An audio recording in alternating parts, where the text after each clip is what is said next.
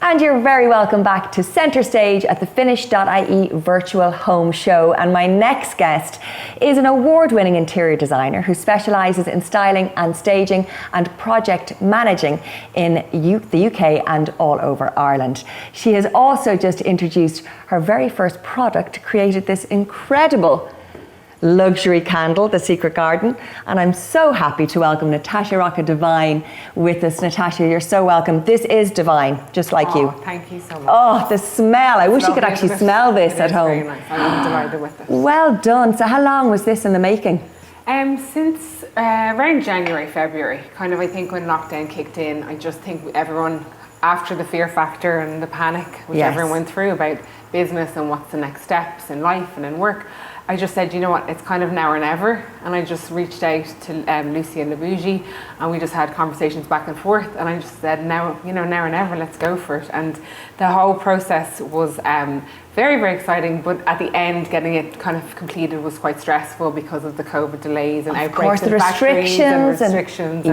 But it's here now, so that's the most important thing. And I'm very happy with the product. So. And you should be. You mentioned Lucy there. She is the perfumer? She is. She's absolutely fantastic. She's one of the top perfumers in Ireland, probably in the world, but she's incredible, and she really pushed me, the whole way through the process, and she taught me so much. I did a lesson with her on perfumery in her factory in Keane. Lovely. It was fascinating.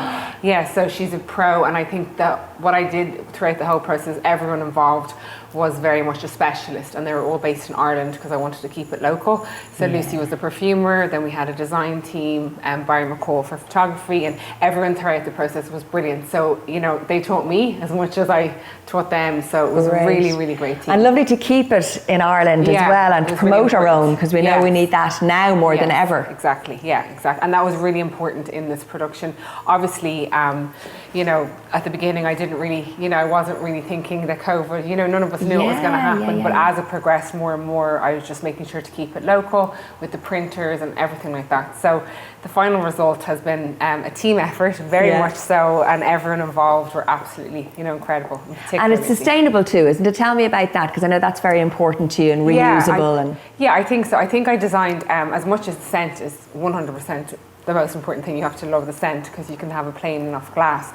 But I decided to invest a lot in the design team, Cream.IE, they're amazing, and just really make it something beautiful as an interior designer as well, to bring that into the design, but also to encourage people to reuse it. So if it's a plain glass, you're more inclined to kind of throw it out. Yes. You might put tea lights in it or something, but you're not they kind of stain, whereas this is so beautiful, I think, and I think that I'm trying to encourage people to replant it, to put their paintbrushes in. And I'm actually doing competition with the Glass magazine about encouraging people to reuse it in creative ways. So it's fun. Great idea. So we're partnering on that at the moment for Christmas. So regardless of whether it's my glass or a different candle, it's bringing that back in. So in order to have that, it has to look nice. Yes. So I think this glass is very beautiful, and it really is. Whatever way you want to reuse it, I think it's going to be sustainable. And then the glass itself and all the production and the wax and all that is very much important to me. I think look at Australia and the fires. I mean, you can't deny that there's things going on in the climate, whether you're interested or not. And I think as much as I can in each of my projects, working with manufacturers and, fabrics and teams and anything like that are involved in eco, fair trade and sustainability. It's really important, as much as you can. Absolutely, we need to be thinking that way first. And take it from there. Yeah, and look, I know it's more expensive to go eco. I know it's more expensive to go. That'll change too over time. Yeah, it is, exactly. And I think it's very much kind of more costly, but even in your own way, whatever it is you can do, whether you recycle at home or just even 1 in 10 products, whatever you can do, I think it's really important for all of us to try our best, and then to keep it local. Very much important to me as well. So fantastic. I absolutely love it. I love the smell. What about the scents? I mean, how did you come up with those? So lavender is one of my favorite scents. I love the idea of relaxation. I think my favorite, Lucy said, what's your favorite scent? She said, tell me your favorite place and the scent. It's a great way to put it. So I thought spas. Who doesn't love spas? I love walking into a spa, and it's usually eucalyptus and lavender, that kind of smell, just completely bring you down. Into nature and relaxing. But then I love the secret garden. I love outdoors, indoors, that kind of bringing that inside to all my projects. So I just wanted to bring in elements of kind of, and also I love the secret garden book. So all of those things combined, I just said, well, let's bring the outdoor sense indoors, particularly during COVID when people have no gardens or they're inside a lot. And I think the lavender was the relaxing kind of spa, and then the honey and moss was bringing that kind of whole kind of secret garden, like a fruit, like that wild, scent flower inside. smell. Yeah, but it was very tough. Like we went through we didn't have a lot of time because we were going through couriers. I had to courier scents up and down, up from Kinsale back to Dublin. So normally you would meet up and it would be much more interactive, and you probably do it over a few days in the factory, but it was very different. And I was on my own getting scents because we were in a lockdown. Yes. So I'm sitting there going, what, like, is it good? Is it not good? Like for me, obviously. But Lucy was fantastic, and I obviously had family and friends and everyone helping. But yeah, it was really unique. And then I'm working actually on my second scent. We're starting a summer scent. That was one of my questions. Yes, what's coming next? So this one, I think I'm going to get more into the scent and like really kind of push myself and work with Lucy, because this was a lot of very much about COVID and trying to get it over the line. But now I kind of have more fun with kind of pushing it out there. So we'll see. So exciting. Why a candle? We're always going to do a candle? Yeah, I think a candle. I always sign off emails and text lots of light for the last, like, I don't know, forever, as long as I know, everyone knows me for that. And I love lighting, is one of my favorite parts of design.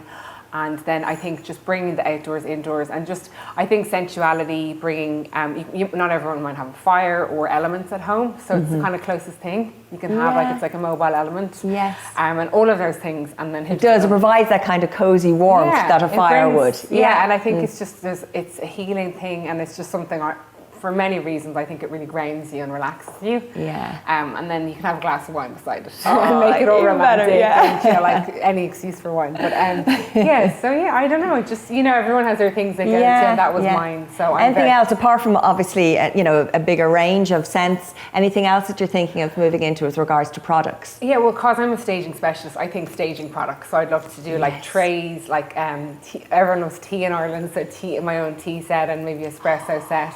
Maybe a wine set, table accessories would probably be the next. Cocktail glasses. Yeah, a bar, a mobile bar. I also am known for that. I bring in the Mad Men kind of bars that the trolleys. And then I think like throws and cushions, like accessories. Yes, kind of the soft furnishings and things like that. It would be ideal. But I think, to go that big, I've learned so much. It's tough enough, it was really great, but there's so much involved in this production, which I underestimated just putting my hand up. It's totally different, much more difficult, but in a great way, like in a learning process.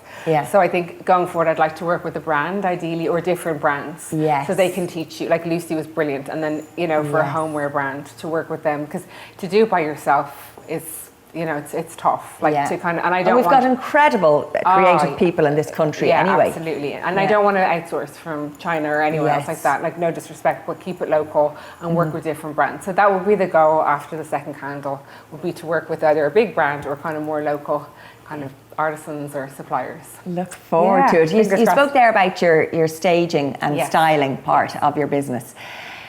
Is that like going into a blank canvas room or home and kind of doing a mini makeover? I mean, what is styling or staging? It's essentially that. I mean, you see these fantastic DIY shows where they go in over 24 hours or 48 hours, but they do it more from the construction side of things, where staging is more the styling side of things. Right. Depending. So there's different levels, I suppose. There's like soft furnishings coming in and accessorizing, and then I'm known for being a bit out there with my show homes.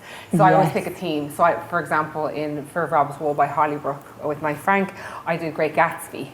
So I did a Great Gatsby theme, and I had like quotes from Gatsby all around, and Scott Fitzgerald, and like Art Deco wallpaper, and like really dark rooms. I really pushed the boat, and like I had like the closet the closet for the coats. Obviously you had wallpaper, like a real kind of like really sleek kind of bar feel, like an Art Deco style, and then Gatsby kind of very glamorous. So for me, I pick a theme. It's probably the best way to put it. And for show homes, and I would put that theme throughout the home. And then I did another one, Giorno e Notte, which is day and night in Italian. And 2 of the bedrooms were day and 2 of them were night. And then there is a balance of like day and night and light and dark throughout the whole place.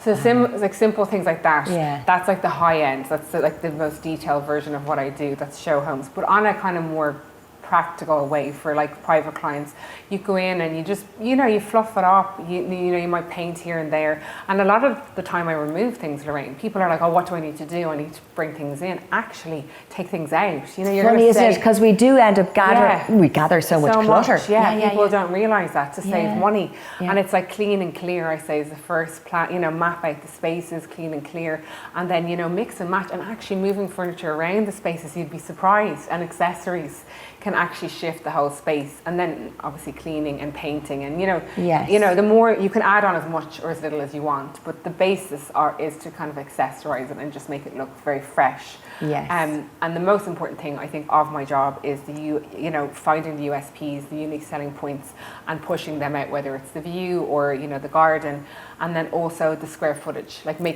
square feet, making sure that people walk in and they see the biggest space. Because everyone wants space. It's human nature. You want the square feet. And again, that's where the cluttering, ruins that. When there's too much so stuff. It's quite practical in a way that, when you're going in, if you're keeping to a very simple budget and I have a day or two to style, it's really to clean and clear, get everything cleared out and then move things around and just make it a little bit fresh. It's not that complicated, but it's knowing what to leave and what to put, to put in and take out. So if you could, what would be your 3 top tips then to somebody who's doing this for themselves? I would say find the USPs, like plan it out, like sit down and plan out. Like if it's a fireplace or the view. Beautiful brick wall.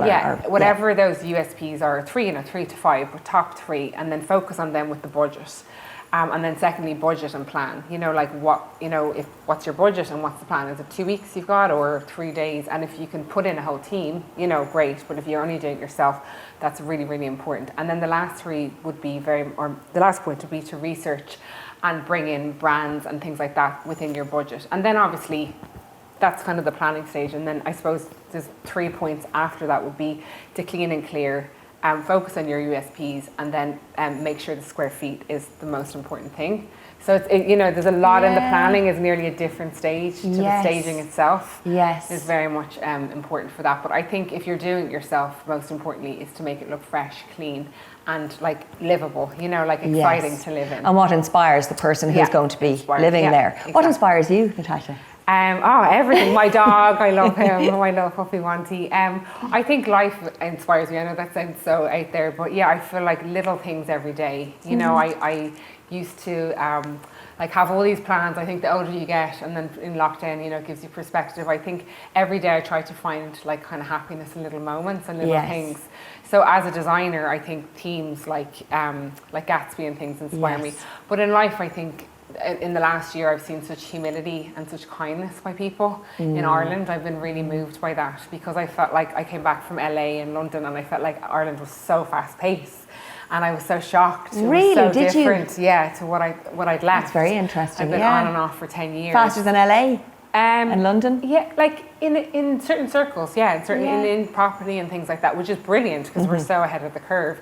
But now I think it's kind of just taking a breath, and obviously a lot of people are suffering, and I know there's a lot of challenges, but in a day-to-day level I see people much more friendly. Everyone's kind of just taking everything down a notch, and obviously I hope we keep that when things open up again, which they will. And I hope we just keep that. That's why I love that we Irish. Don't forget the good things that we took out of this crazy situation. I think Irish people and their humility, and we're very talented as a nation, and so many, especially as creative people, I think we're very across the board, all the different skills, everyone has such humility here. So I think that's something that really inspires me, and it's something that I always have taken around the world, is just to keep my work ethic and keep things kind of down to earth. And I think, and also we have a great sense of humor.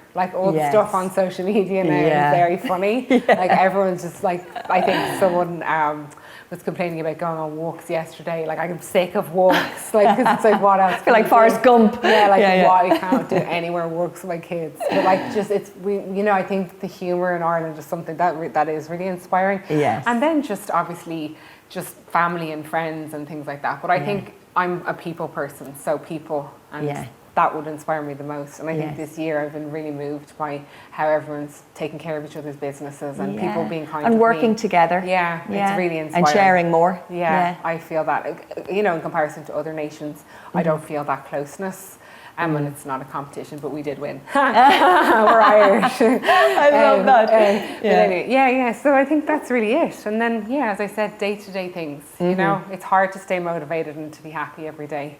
As you know from Instagram, it can seem very happy. Yeah, happy we just have to count our blessings, don't we? Yeah. We have to look at the good side of things. Always, 100%. 100%. And as much as possible. Yeah, exactly. And I think that's what Irish people are great at, even in the worst. Yeah. You'll just hear a joke. I know. Father's head comes in or whatever it is comes in on the humour. But that's really important as well. Never lose your sense of humour. Never. People are going to ask us where they can actually buy these beautiful candles, the Secret Garden collection. So I've started online because of COVID, Yes. but for Fran and Jane Boutique in Blackrock and the one in Cork. Love it. Your website is? www.theinteriorsnrd.com/The Secret Garden. Okay, fantastic. And what price? €30. Very good. And they are reusable. They are reusable, exactly, for your paintbrushes or your makeup brushes or whatever. Plenty of uses. Yeah, fantastic. Well, thank you so much. You're so good to come in and talk to us, Natasha.